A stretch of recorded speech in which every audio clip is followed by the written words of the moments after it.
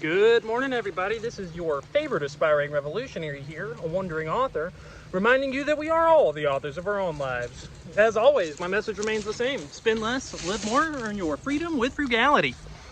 And today, we just finished paddleboarding across the channel here with another intrepid explorer, Maddie. She's quite happy to be out here. Anyways, so we finished up talking about the downfall of the Roman Republic, and I've been brainstorming some concepts about some other historical things that we could look at and maybe learn from.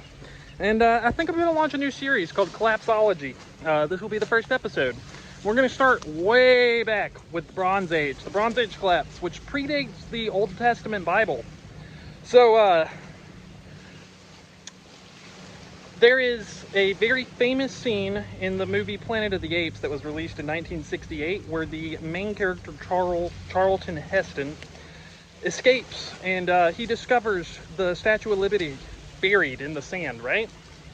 Now that scene's very poignant because it's very tough for us to conceptualize a world where we're not at the pinnacle. Progress is something that is just like, it's been indoctrinated into us from a young age in modern society. But there have been human cultures where people's ancestors were more advanced than they were. People during the Dark Age of Europe, which wasn't necessarily dark, there just wasn't a whole lot of written stuff around, but the monetary, legal system, political systems of the Roman Empire were no more. And there was significant decline in what people were able to do. But that's not the first Dark Age that we have in Western history. The oldest writing that we have in the West is from the Iliad and the Odyssey, which supposedly was put together by the blind poet Homer. But most historians and archaeologists and anthropologists believe that this was actually a collection of oral stories that were handed down for much longer, for several hundred years before Homer ever touched them, right? Now, let's imagine it would be tough for us to picture a world without the internet, for example. So the thing is there have been similar losses of sophistication in our culture's history, particularly in the West. Now, the Iliad is a story about the mythic city of Troy, when Achilles goes and he rescues the princess. And, you know, it's a very poignant story, right?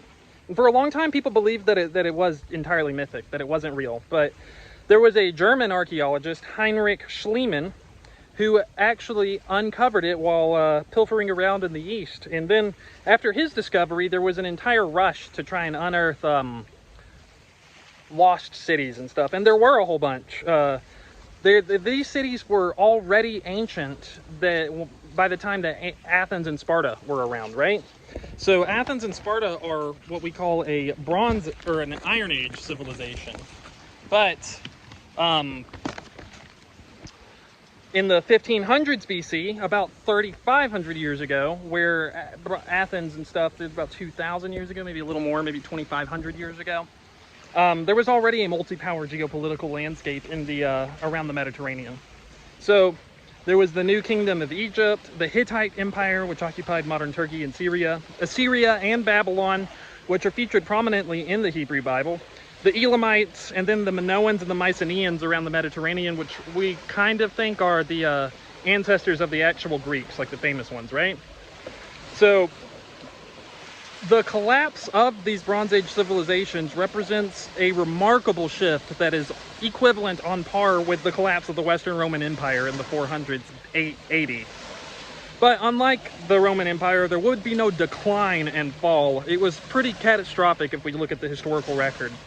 So between 1200 and 1100 BCE, something catastrophic just annihilated most of the entire ancient world.